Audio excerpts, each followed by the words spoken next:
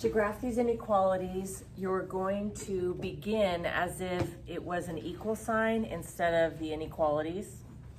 And so for this one right here, if this was x equals 3, then you would end up with a line slicing through the x-axis at 3. Now, one of the ways that it's different is because this one is not underlined, you're going to end up having a dashed line that slices through the x-axis at 3. So let's put that there first. And then we're going to make it dashed.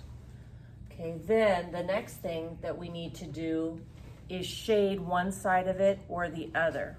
Now there are some shortcuts, but in general, what the shading is indicating is that the points make the original true.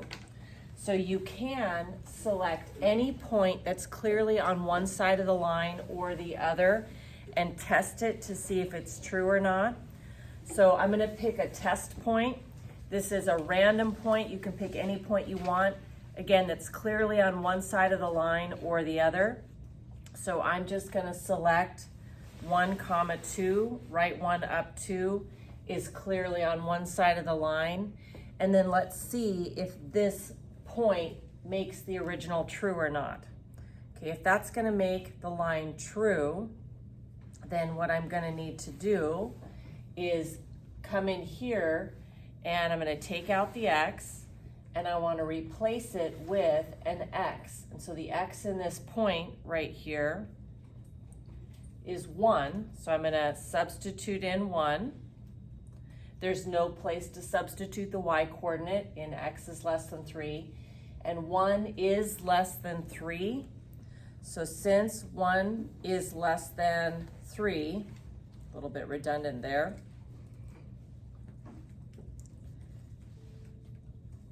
it's a true statement.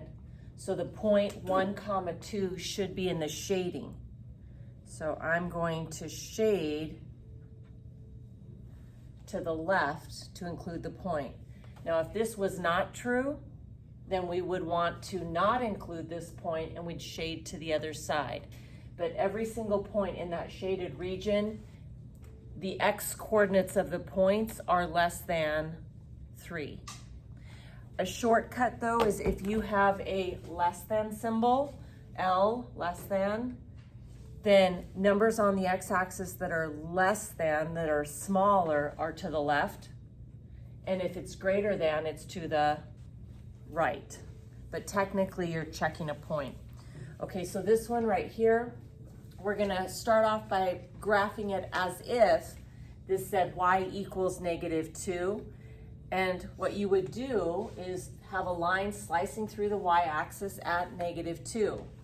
It turns out that so far it's exactly the same because this one has an underline, and when it's underlined, your line is solid. Again, when it's not underlined, your line is dashed.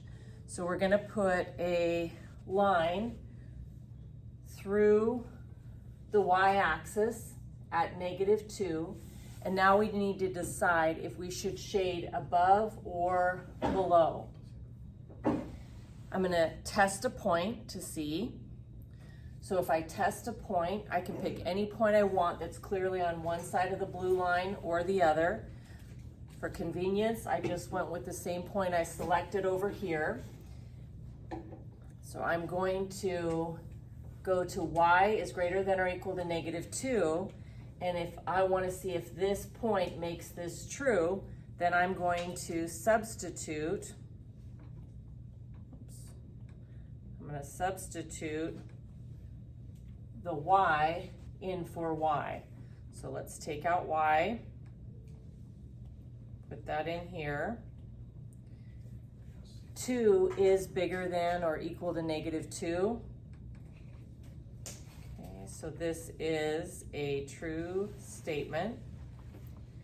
And since this is true, we want to include the point 1, 2. So 1, 2 again is located right there. And if we want to include it, we're going to shade to include it, so we're going to shade above. But a shortcut is, when it comes to the y's, if you have a y that's greater than, things are greater than on the y-axis above, and if their y's are less than, you shade below. But every point in this shaded region, the y coordinates are greater than or equal to -2.